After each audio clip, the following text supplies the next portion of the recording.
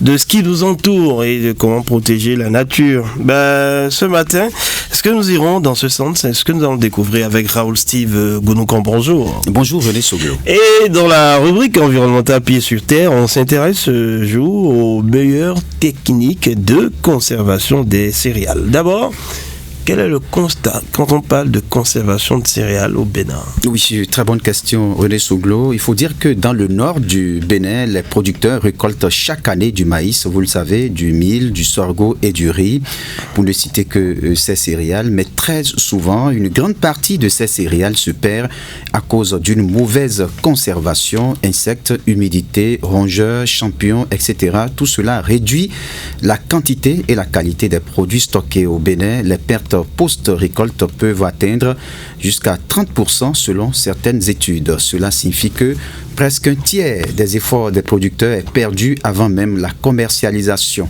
Mais une bonne conservation permet justement non seulement de préserver la qualité et la valeur marchande du grain, mais aussi de garantir la sécurité alimentaire des ménages tout au long de l'année. C'est également une question économique qui se joue, car un producteur qui conserve bien peut vendre plus tard quand les prix sont meilleurs. Des techniques traditionnelles sont utilisées, mais elles ont leurs limites, telles que l'explique ici Amadou Fataï, il est ingénieur agronome.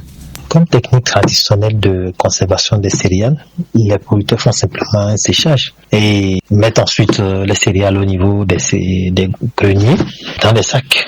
Lorsque nous prenons le cas du maïs par exemple, après l'égrenage, les producteurs préfèrent conserver les graines et cette poudre issue de l'égrenage-là dans les sacs et disent que cela permet de garder un peu plus longtemps. Certes, ces méthodes paraissent plus accessibles aux producteurs dans le contexte rural dans lequel nous sommes, mais présentent de nombreuses limites.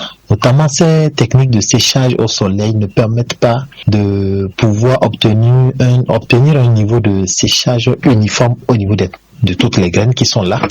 Et les moyens de stockage qui sont également utilisés ne sont pas aussi efficaces.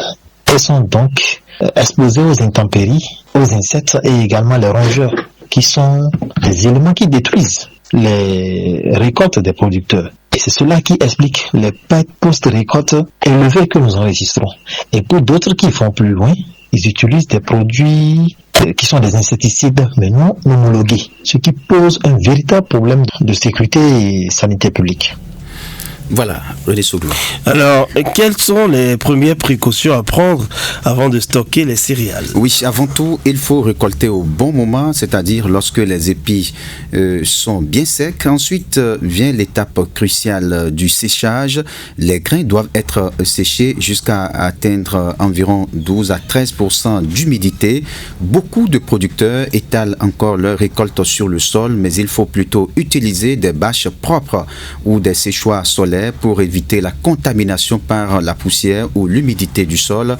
Après le séchage, on procède au tri, on enlève les grains cassés ou attaqués car il favorise la propagation des insectes. Il est recommandé d'utiliser des produits naturels comme la cendre, les feuilles de Nîmes ou le piment sec avant l'entreposage. Mais pour les grands volumes, on peut aussi utiliser des insecticides homologués vendus par les services agricoles agréés. Et là, il est très important de respecter le délai de conservation du produit pour éviter des cas d'intoxication alimentaire.